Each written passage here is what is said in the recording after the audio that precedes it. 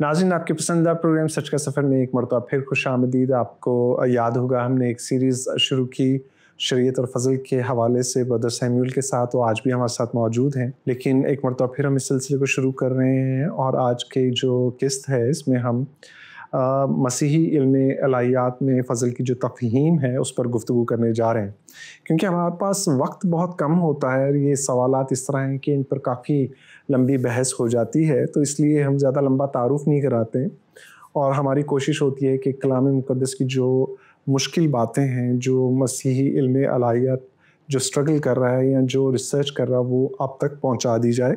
आप बज़ाते ख़ुद जहाँ भी मौजूद हों अंजील की मुनादी के लिए किसी और का इंतज़ार मत करें, बल्कि ख़ुद से ये काम शुरू करें। खुशामदीद सर। जी, थैंक यू सो मच। और पहला सवाल आपकी खिदमत में रखना चाह रहे हैं कि फ़ज़ल का लग़वी मतलब क्या है? सबसे पहले तो नाज़रीन को भी मेरी तरफ से सलाम और आप सबको भी खुदावंद और बरकत दे, सबको सलाम। फ़ज़ल का जो लुग़वी मतलब है, जो लुग़त बताती है, वो किसी चीज़ की अफ़ज़ूनी, किसी चीज़ का इज़ाफ़ा, ज़्यादती, और फिर इसका दूसरा मतलब इल्म व हुनर भी है। और इसके जो मुतरादिफ़ात हैं उसमें कर्म है, शफ़क़त है, रहम है, मेहरबानी है, तरस है। तो लुग़वी एतबार से फ़ज़ल कोई ऐसी चीज़ है, ज़्यादती और अफ़ज़ूनी का पहलू पाया जाता है। एक छोटे से लफ्ज़ में इतनी सारी चीज़ें इतनी सारी चीज़ें पाई जाती हैं। और फिर इसका जो सेकंड मतलब है लुग़त जो बताती है वो इल्म व हुनर है, जिससे जो हम कहते हैं ना ये जय्यद आलिम है, ये फ़ाज़िल है, तो ये यानी इल्म व हुनर के मानों में भी इस्तेमाल होता है। तो अब इस लफ्ज़ को ये इतना इसका मफ़हूम बड़ा है या इसके जो मायने हैं इतने बड़े हैं कि इसके मुतरादिफ़ात इतने ज़्यादा हैं, शफ़क़त, रहमत, करम, मेहरबानी, तरस, तो सारे मुख्तलिफ़ अल्फ़ाज़ से हम इसको बयान करते हैं। जब हम लुग़वी मतलब की बात करते हैं तो इसमें ये सारी चीज़ें आती हैं। इसकी डायमेंशंस बहुत ज़्यादा हैं, अगर बात की जाए तो ठीक है, और इसलिए इसको समझना बहुत ज़्यादा जी बिल्कुल। ठीक है। अब अगले सवाल की तरफ चलते हैं। Thank you very much. और मैं ये सोच रहा था जब ये सारी बातें आप बता रहे थे, तो ये मुमकिन नहीं है एक इंसान के लिए कि वो इतनी सारी बातों को एक सिटिंग के अंदर बयान कर सके। जैसे होते हैं ना, आपस में भी बैठे होते हैं, लोग एतराज़ात करते हैं और लोग बात करना चाहते हैं, किसी चीज़ की कमी रह जाती है तो उसमें परेशान होने की ज़रूरत नहीं है, क्योंकि ये बहुत वसी मौजू है और अगर आप कुछ रह जाता है आपसे तो उसमें इतनी परेशानी की बात नहीं है, दोबारा इस सिलसिले को जारी रख सकते हैं। अगले सवाल की तरफ चलते हैं। फ़ज़ल का मसीही इल्म इलाहियात में जो मफ़हूम है उसको भी बयान कर। जी, ये बहुत ज़रूरी है। जो बात आप पहले नाज़रीन से कर रहे थे कि ये बहुत वसी होता है और इसमें कोई भी एक शो में हम ये दावा नहीं करते, ना कर सकते हैं कि हम इसको मुकम्मल तौर पर बयान कर सकते हैं, बल्कि मैं ये समझता हूँ कि हम इसको सिर्फ लोगों को थोड़ा सा इनकरेज करते हैं इस गुफ्तगू से कि वो मज़ीद रिसर्च करें और मज़ीद वो देखें। तो इल्म इलाही में जैसा कि पहले हमने लुग़वी मतलब देखा, इल्म इलाही का इसका मतलब बहुत खूबसूरत है और बहुत डिफरेंट है, लुग़त से बिल्कुल हट कर है। तो मसीही इल्म इलाही में फ़ज़ल वो खुदा का तोहफ़ा है जो इंसान को उसकी मेहनत या उसके कामों की बुनियाद पर नहीं, सिर्फ खुदा की मोहब्बत और खुदा की शफ़क़त और मेहरबानी की बुनियाद पर मिलता है। यानी ये अनअर्न्ड एक चीज़ है जिसको हम अर्न कर ही नहीं सकते। तो मसीही इल्म इलाही में जब खुदा ने इंसान पर मेहरबानी की, अपना फ़ज़ल किया, तो उस वक्त हमारा हक़ ये नहीं था कि हम मुआफ़ी पाएँ। गुनाह की मज़दूरी मौत हमारा हक़ था, डेथ सेंटेंस जो थी वो हमारी पनिशमेंट थी और हम मौत के दहाने पर थे। तो मसीही इल्म इलाही में फ़ज़ल ऐसी चीज़ का नाम है जिसको हमने हासिल नहीं किया, अर्न नहीं किया, अपने अमाल से कमाया नहीं, जो हमारा इस्तेहकाक भी नहीं था। तो वो चीज़ें जो हमारा हक़ ना हो, हमारा राइट ना हो, मुफ्त में बख्शिश के तौर पर, गिफ्ट के तौर पर मेहरबान खुदा की तरफ से हमें मिल जाए, तो वो खुदा का फ़ज़ल होता है। तो इसको आप ये भी कह सकते हैं कि जिस चीज़ का मेरा हक़ ही नहीं है, जब खुदा मुझे वो दे दे तो वो खुदा का मुझ पर फ़ज़ल है। तो अगर एक महीना पूरा कोई मेहनत करे और उसको मंथ के एंड पर सैलरी मिले, तो ये बख्शिश नहीं है, फ़ज़ल नहीं है, ये उसकी उजरत है। लेकिन जिसके लिए हमने काम ही नहीं किया, जिसके लिए हमने मेहनत ही नहीं की, जो हमारा हक़ नहीं है, हमने कमाया ही नहीं, अर्न नहीं किया, जब वो चीज़ खुदा की तरफ से मिलती है तो ये खुदा के फजल का गिफ्ट होता है, तोहफा होता है। कि बहुत खूबसूरत बात। मैं एक चीज़ सोच रहा था जब आप ये बात कर रहे थे, तो कुछ दिन पहले तबीयत ख़राब थी, तो मैं घर में जब रेस्ट कर रहा था तो बुक्स पढ़ रहा था। तो रेस्ट क्या करनी, किताबें पढ़नी होती उसमें भी। तो मैं पैदाइश के हवाले से पढ़ रहा था और उसमें बड़ी खूबसूरत बात लिखी। उन्होंने कहा कि फिर दिन हुई और रात हुई, है ना, और फिर एक दिन हुआ ना, और उसमें रेस्ट का भी आया। तो मैं सोच रहा था कि हमारी बॉडी, काम के बाद हमारी बॉडी को रेस्ट की ज़रूरत होती है, और ये कहीं अंदर मौजूद होती है, कोई अंदर रखा गया है। और जो दूसरे लोग हैं जो हम पर हाकिम होते हैं, उनके साथ भी वैसे ही होता है। तो एक सिस्टम क्रिएट किया गया है, इंसानों ने भी जब अपने लिए सिस्टम क्रिएट किया है आगे बढ़ने के लिए, कि वो इज़्ज़त कमाएं, दौलत कमाएं, अमीर व कबीर हो जाएं, जो भी है, बिजनेसेस हैं। लेकिन खुदा का फजल हमारे ना सिर्फ रूहानी उसमें बल्कि जिस्म में भी नज़र आता है, और वो अपनी तरफ से, मतलब वो खुदा की बख्शिश है जो हमें पैदाइश की किताब से सिलसिला नज़र आ जाता है कि उसने एक सिस्टम क्रिएट किया जिसमें हमारे आराम को भी मद्देनज़र रखा गया है। लोग एतराज़ कर देते हैं कि आपका खुदा सोता है और इस तरह की चीज़ें हैं, लेकिन ऐसी बात नहीं है। हमें इसकी ज़रूरत है, और वो लैंग्वेज इस्तेमाल करता है, और हम अपनी बॉडी के अंदर भी खुदा के फजल को देखते हैं। और मुझे बड़ा अच्छा लगा, और मैं ये बोल रहा था कि वाकई कि ये बिल्कुल ऐसी है जैसे हम बीज तो बो देते हैं, लेकिन उसको जो ज़मीन के नीचे जो हमें नज़र नहीं आ रहा होता, वो खुदा काम कर रहा होता है, और मौसम भी और सारी चीज़ें खुदा काम कर रहा होता है। तीसरे सवाल की तरफ चलते हैं। बहुत बहुत शुक्रिया आपका कि आपने उनको बताया कि किस तरह से खुदा के कॉन्सेप्ट को समझने में आपके साथ शोज़ किए थे हमने, कि खुदा मोहब्बत है। जब हमें वो समझ में आता है तो फिर हमें फ़जल भी समझ में आना शुरू होता है। बिल्कुल। तीसरे सवाल की तरफ चलते हैं। क्या फ़जल का अलग से दौर या आगाज़ है, या हर दौर फ़जल ही का दौर है? हमें बाइबल मुक़द्दस के पिछले वाक़यात में, ओल्ड टेस्टामेंट में भी हमें खुदा की रहमत और शफ़क़त के कई वाक़यात नज़र आते हैं। तो उन वाक़यात को जब हम पढ़ते हैं, देखते हैं, खुदा ने किस तरीके से कौम को निकाला, किस तरीके से खुदा ने दुनिया पर रहम किया, किस तरीके से गुनाह के बावजूद दरगुजर किया, तो फिर हमें लगता है कि जैसे फ़ज़ल का कोई प्रॉपर या अलग से कोई दौर नहीं है। तो गो खुदा हर दौर में रहीम है, लेकिन तो भी मसीही इल्म इलाही में आप ये कह लें कि फ़ज़ल के ज़ाहिर होने या फ़ज़ल के इंसान तक पहुँचने का जो खुदा के प्लान में जो वक्त तयन था, हम उसको फ़ज़ल का दौर या वहाँ से फ़ज़ल के दौर का आगाज़ करते हैं। तो फ़ज़ल ऐसी चीज़ है जिसका मंबा खुदा है, जिसका चश्मा खुदा है।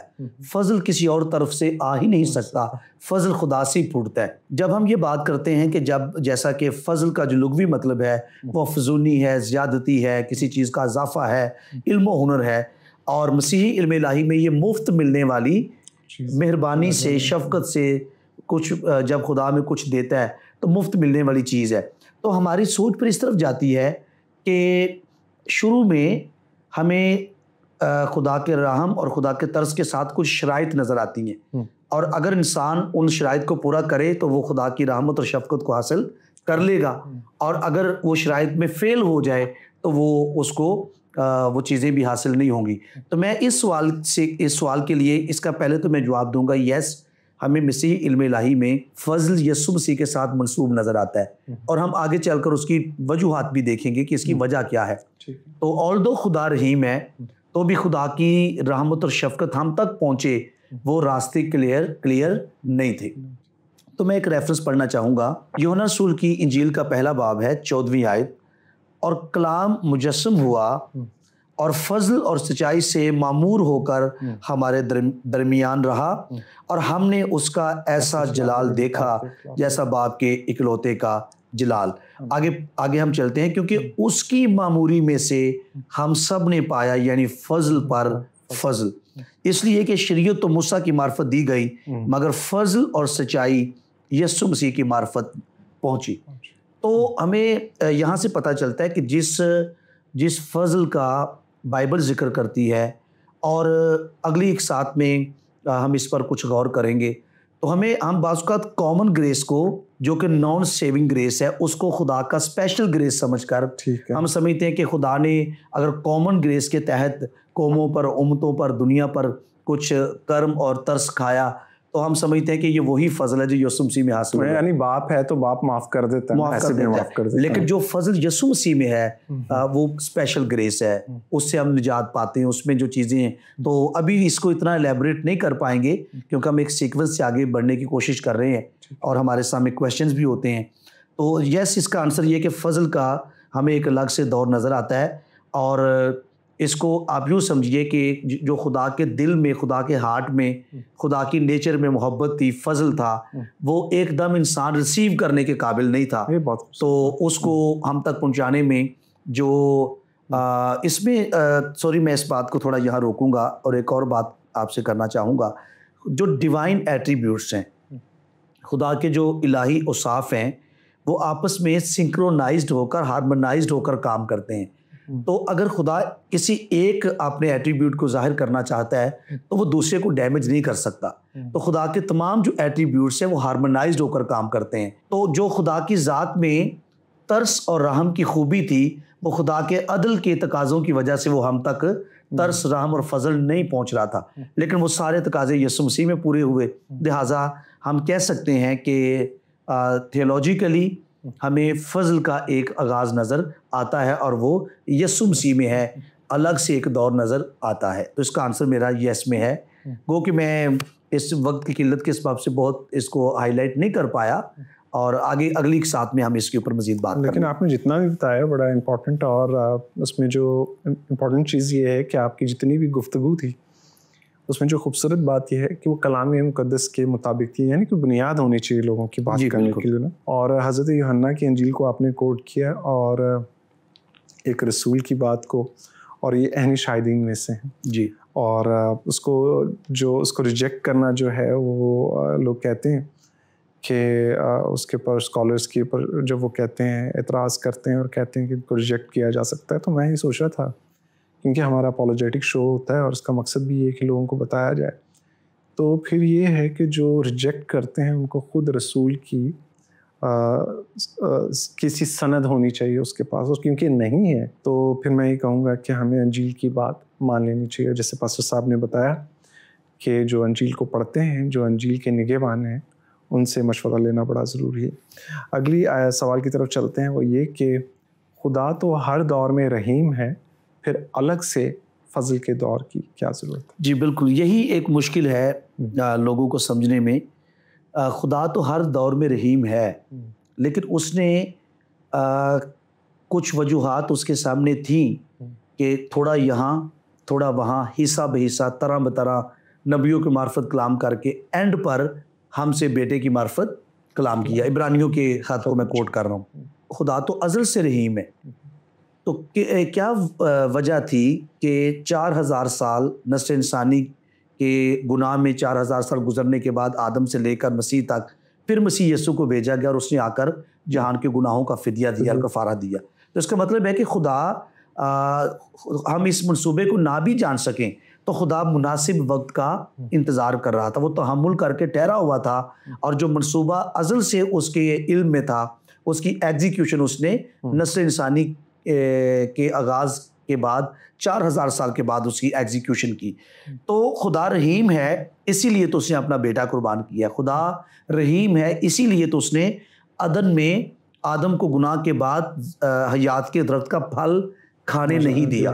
मेरी किसी से बात हो रही थी, वो कहने लगी ये तो बड़ा क्रूशल एक्ट था खुदा का, ये बड़ा सख्त कदम था कि आदम को हयात के दरख्त का फल नहीं खाने दिया। और आगे लिखा है ताकि हमेशा जिंदा ना रहे। तो समझ नहीं पाए कि अगर नेको बद की पहचान का दरख्त खाने से उनको नेकी और बदी की पहचान मिली और नेकी और बदी को वो जानने लग गए, गो कि खुदा की मर्जी ये नहीं थी।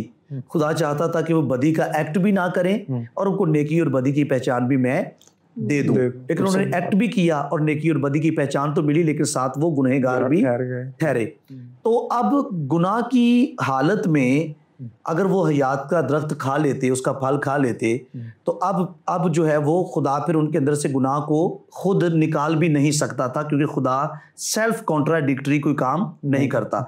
खुद ही उसने इसको हयात का दरख्त कहा और जब उसका फल खाकर उनको दुआम मिल गया या उनको हमेशा की जिंदगी उस हालत में अमर हो गए और अब खुदा उसको वो उसके असर को जायल करने जा रहा है या करने जाता, तो फिर खुदा खुद अपने खिलाफ एक एक्शन कर रहा है। हयात का दरख्त भी खुद लगाया और उसको हयात का दरख्त कहा, और अब उसके इफेक्ट को भी खुद वो नल एंड वॉइड करने जा रहा है, जो कि खुदा के लिए जो मुनासिब नहीं था, मौजू नहीं था। अगर वो सेल्फ कॉन्ट्राडिक्टरी एक्शन करता तो खुदा ने हयात के दरख्त का फल खाने से मना करके, ये उसके तर्स और रहम की मिसाल है। और लोगों को ये समझना चाहिए कि हमेशा की ज़िंदगी का मफहूम जो क्रिश्चियन थियोलॉजी बयान करती है वो सिर्फ हमेशा जिंदा रहना नहीं है, रास्ती और पाकीज़गी में हमेशा जिंदा रहना। बहुत खूबसूरत बात। तो खुदा चाहता था कि आदम हमेशा जिंदा रहे, लेकिन अगर इस हालत में वो फल खाएगा तो वो हमेशा जिंदा तो रहेगा लेकिन गुनाहगारी की हालत में। तो पहले गुनाह का इलाज हो और फिर उसको हयात के दरख्त का फल दिया जाए ताकि रास्ती और पाकीज़गी में कायम होकर वो हमेशा जिंदा रहे। तो देखिए, बाप बाज़ अपने बच्चे के लिए जो उसको सुबह उठाता है, सर्दी में स्कूल भेजता है, तो बच्चे के लिए ज़ाहिरी तौर पर तो वो रोता है, बड़ी तकलीफ दे ये मरहला होता है कि मैं सर्दी में सुबह उठकर स्कूल जा रहा हूँ, लेकिन इसके पीछे बाप को पता है कि मैं इसके साथ कितनी भलाई कर रहा हूँ। और भलाई करने वाला बाप खुद भी दिक्कत उठाता है, सुबह उठ के अपनी नींद खराब करके उसको उठाता है, उसको स्कूल भेजता है, लेने जाता है, छोड़ने जाता है। तो वो बच्चे को नज़र नहीं आती जो कुछ बाप कर रहा है, लेकिन उसको सख्त कदम नज़र आता है। तो खुदा के सख्त इकदामात भी हमारी भलाई के लिए हैं, और सख्त इसलिए हैं कि हमने खुद कड़वे और जो बीज हैं वो कड़वे बीज बोए हैं। खुदा हर दौर में रहीम है और उसकी रहमत हमें उन एक्शन से भी नज़र आती है जो ज़ाहिरन शिद्दत पसंदी के एक्शन है, या ज़ाहिरन वो उसमें जबर पाया जाता है या कुछ सख्ती पाई जाती है, लेकिन ऐसा नहीं है, उसमें भलाई है, उसमें नेकी है। तो फजल के दौर की अलग से ज़रूरत इसलिए थी कि जितना तरस, जितना रहम खुदा की ज़ात के अंदर है, जितनी कसरत और रहम और फजल की अफजूनी खुदा की ज़ात के अंदर है, इंसान पुराने दौर में, पुराने अहद में उस कदर हासिल करने के काबिल नहीं था। तो मैं इसको, अगर वक्त थोड़ा सा गुंजाइश है तो मैं 2 मिनट और ले लूँ इसको। जी प्लीज़ प्लीज़। यीशु मसीह से पूछा गया, क्या किसी भी वजह से, ये मैं एक दलील दे रहा हूँ इस बात को समझाने के लिए, क्या किसी भी वजह से बीवी को तलाक दे देनी चाहिए? उसने कहा नहीं। फिर अगला क्रॉस क्वेश्चन आया, फिर मूसा ने क्यों कहा था कि मर्द बीवी को तलाकनामा लिख कर दे और घर से निकाल दे, सर्टिफिकेट दे, डाइवोर्स सर्टिफिकेट दे और घर से निकाल दे? खुदावंद ने वहां पर कहा तुम्हारी सख्त दिली के सबब से, लेकिन इब्तिदा से ऐसा नहीं था। यानी खुदा ने इंसान की सख्त दिली के सबब से उसको ये काम करने दिया। अगर खुदा उसको कहता कि तलाक ना दो, सिर्फ एक ही वजह से तलाक हो सकती है और वो हरामकारी है और तुम किसी और वजह से तलाक ना दो, फिर भी वो तलाक देता, क्योंकि उसका दिल कलाम के मामले में सख्त था और इससे औरत को नुकसान पहुंचता। जब वो तलाक लेकर, उसने फिर भी तलाक देनी थी, जब वो घर से निकलती तो दूसरे मर्द से वो शादी करती, और यहूदी कंवारपन के निशान तलाश करते हैं। दूसरा मर्द देखता कि इस औरत को जिसको तलाक मिली है ये कंवारी नहीं है, तो वो उसके ऊपर बदचलन और फाशा का इल्ज़ाम लगाता और औरत की ज़िंदगी और मुश्किल हो जाती। संसार करने की भी सज़ा थी। अब जब वो एक मर्द से तलाक लेकर जाएगी और दूसरे मर्द को वो सर्टिफिकेट दिखाएगी कि मैं फ़लाँ की बीवी थी, तो फिर अब उसको कंवारपन के निशान की तलाश नहीं होगी, क्योंकि उसको पता है ये पहले ही मैरिड है और अब ये तलाक याफ्ता है। तो औरत को खुदा ने सिक्योर किया और खुदा ने कहा तलाकनामा लिख कर फिर औरत को घर से निकालना, ताकि किसी और से अगर वो शादी करे तो वो उसको बदचलन औरत ना जाने। ठीक है। तो अब मैं इससे क्या समझाना चाह रहा हूँ कि अल्टीमेट गोल ये था कि तलाक हो ही ना, ऐसे है। लेकिन वक्ती तौर पर इंसान की हालत की वजह से ये कदम उठाना पड़ा कि तुम तलाकनामा लिख कर औरत को तलाक दे सकते हो, क्योंकि इंसान इस हुक्म को मानने की अहलियत नहीं रखता था कि खुदा कहे और वो फौरन मान ले। इसका मतलब है कि इंसान की हालत की वजह से जो खुदा ने बाद में करना था वो पहले खुदा कर ही नहीं पाया। बाइन इसी तरह जितना तरस रहम खुदा ने इंसान तक पहुंचाना था, ओल्ड टेस्टामेंट में हमें नज़र नहीं आता, क्योंकि खुदा के फजल और रहम के हम तक पहुंचने में रुकावटें थी। इसलिए फजल के दौर की अलग से ज़रूरत है, जिसका आगाज़ यीशु मसीह से होता है, तजस्सुम से होता है। गो के आप इसको कह सकते हैं कि ये एक ही सिलसिला है, लेकिन थियोलॉजिकली हमें यीशु मसीह की पैदाइश और उसकी खिदमत और उसके कफ़ारे से जिस दौर का आगाज़ नज़र आता है वो खुदा के फजल और रहम की इंतहा है। और इसकी वजह क्या है? इसकी वजह मैं और आप हैं। हम इससे ज़्यादा पाने और हासिल करने की अहलियत ही नहीं रखते थे, और जितना अब हम हासिल कर सकते हैं यीशु मसीह के कफ़ारे के बाद, इतना हम पहले हासिल नहीं कर सकते थे। तो दैट इज़ द रीज़न खुदा तो हर दौर में रहीम है, फिर अलग से फजल के दौर की ज़रूरत क्यों है? इसलिए हमारी हालत की वजह से हम उतना पा नहीं सकते थे जितना अब हमें यीशु मसीह में मिला है। मैं जब आप ये बात कर रहे थे, एक छोटी सी बात, मुझे वक्त का तो नहीं पता, तो आप जब सारी गुफ्तगू कर रहे थे और मैं देख रहा था जो तलाक के हवाले से समझा रहे थे कि वो रोकने के लिए थी ना कि देने के लिए, तो मैं ये देख रहा था कि काइन और हाबिल के मामले में काइन के अपने भाई को कत्ल करने से पहले भी खुदा उससे कलाम करता है, उसको तंबीह करता है, उसको बताता है कि तो ख़तरे में है, लेकिन वो अपने दिल की सख्ती की वजह नहीं माना वो, है ना जी बिल्कुल ऐसे। तो वो गुनाह करता है दिल की सख्ती की वजह से जी, हालांकि वो उसको बताया जाता है। इसी तरह तलाक के हवाले से भी जब आप बात कर रहे थे, बड़ा इम्पॉर्टेंट है कि हम खुदा की आवाज़ को सुने कि हमें फ़ज़ल पर फ़ज़ल की ज़रूरत है मसीह के साथ। जी, हमें कॉमन ग्रेस में हर वक्त रहने की ज़रूरत नहीं, ताकि वो हमारे खुदा के बारे में जो तस्वुरात हैं उनको बिगाड़ ना दे। जी, हमें मसीह के पास आने की ज़रूरत है कि कॉमन ग्रेस किस तरफ हमें लेके जा रहा है, हम खुदा के सब्र को अपने लिए गुनाह की वजह ना बना लें। जी, तो ये बड़ा ज़रूरी है, और आज का प्रोग्राम यकीनन नाज़रीन आपको पसंद आएगा, और आप कोशिश कीजिएगा कि आप इन बातों के नोट्स बनाएं, इसको पॉज करें, जहाँ समझना है रिवाइंड करें। यूट्यूब पर आ जाते हैं शोज़, तो आप वहाँ से इनको देख सकते हैं। और अगले सवाल की तरफ चलते हैं, वो ये कि क्या इस तरह खुदा तरफदार नहीं ठहरेगा? जी, इस सवाल की बुनियाद ये है कि फजल का हम अलग से एक दौर कह रहे हैं जो यीशु मसीह जिसका आगाज़ करता है। पहलों को नहीं मिला, आपको पहले वालों को नहीं मिला, और अब इनको मिला, तो खुदा तो तरफदार है। लेकिन देखिए, खुदा किसी का तरफदार नहीं। रोमियो में लिखा है खुदा किसी का तरफदार नहीं। इसकी क्या वजह है? खुदा उनसे उतना ही तलब करेगा जितना उनको दिया गया है। वो एक तोड़े वाले से 5 का हिसाब नहीं लेगा। तो अगर वहाँ पर हमें यीशु मसीह के वसीला से फजल का आगाज़ नज़र नहीं आता, उसकी वजह मैंने क्या बताई है? पहली बात तो हमें ये सोचना चाहिए कि हम खुदा को तालीम देना शुरू ना करें। हम खुदा को तालीम देने लग जाते, अगर थोड़ा सा ऐसे हो जाता, खुदा ऐसे कर लेता, उस तरह से कर लेता। खुदा की परफेक्शन के अगेंस्ट है। खुदा इस कदर कामिल है, उसके काम कामिल, उसकी टाइमिंग कामिल, उसकी मर्जी कामिल, और वो अपनी मर्जी के नेक इरादा से सब कुछ करता है, और वो बेहतरीन तरीके से करता है। तो उसको पता था कि इंसान किस वक्त मुनासिब वक्त है कि मैं अपने बेटे को दुनिया में भेजूं। इसका तयन खुदा ने किया, इंसानों पर नहीं छोड़ा। हमें फजल का हम अलग से एक दौर कह रहे हैं, तो इससे तरफदार इसलिए नहीं ठहरता कि उनसे जो शरीयत से पहले के लोग हैं, उनका हिसाब जो खुदा ने उनको दिया उसके मुताबिक, जिन्होंने शरीयत पाकर गुनाह किया उनका हिसाब शरीयत के मुताबिक, शरीयत के कवानीन के मुताबिक। और जो अब जो लोग हैं, जिनको हम कह रहे हैं कि फ़ज़ल के दौर में सांस ले रहे हैं, या मसीह यस्सु के आने के बाद कलीसिया में शामिल होकर ज़िंदगी गुजार रहे हैं, उनका हिसाब किताब उनके असूलों के मुताबिक खुदा करेगा। तो खुदा तरफदार इसलिए नहीं है कि खुदा ने वहाँ पर भी जिस पर रहम करना था उस पर रहम किया, और खुदा ने इंसान को जज करने के वहाँ पर डिफरेंट मेथड रखे हैं। तो बिल्कुल भी किसी तरह भी खुदा किसी का नुकसान नहीं करेगा, ना नहीं होने देगा, बल्कि वो तरस की, कर्म की, फजल की राह निकालता है। और आपको नज़र आता है कि तूफ़ाने नूह में भी 120 साल उस दौर के इंसान को मिले, और कश्ती तैयार हो रही थी, मुनादी हो रही थी, लोगों को बचने के लिए कहा जा रहा था।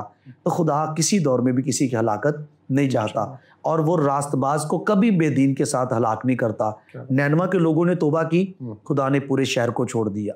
और बुजुर्ग अब्राहम खुदा से कहता है कि ये तुझसे बाइद है कि तू नेक को बद के साथ हलाक करे, और लूत और उसके ख़ानदान को खुदा ने कर्म करके वहाँ से निकाला। तो खुदा की तो हमें साथ साथ चीज़ें नज़र आ रही हैं। तो खुदा इन शॉर्ट इस सवाल का जो आंसर है, खुदा तरफदार इसलिए नहीं है ब्रदर, क्योंकि खुदा ने जितना किसी को दिया है उससे तकाजा भी उसी के मुताबिक करना है। तो ज़्यादती ये थी कि फ़जल दिया है यीशु मसीह, और उसके बाद की सदियों में जो लोग पैदा होंगे आएंगे, और हिसाब ले रहा वो पहले वालों से, खुदा उनको उनके मुताबिक डील करेगा। और क्योंकि उस वक्त तक इंसान रेडी नहीं था कि खुदा ये सब कुछ करता। और मैं ये देख रहा था कि क्रिश्चियन थियोलॉजी के अंदर हज़रत नूह की बड़ी खूबसूरत मिसाल दी जाती है कश्ती के हवाले से। वो जो कश्ती का दरवाज़ा वो बाहर से बंद किया जाता है और उसका जो नक्शा है वो खुदा खुद हज़रत नूह से कलाम करके उनको बताते हैं कि ऐसे बनाना है। और कश्ती ज़ाहिर सी बात है ज़मीन पर तो नहीं चलती, वो जो पानी है जी। वो भी, और वो पानी आप देखिए जहाँ वो तबाह करता है तो वहाँ पर वो अलहदा बचाता भी है। बचाता भी है।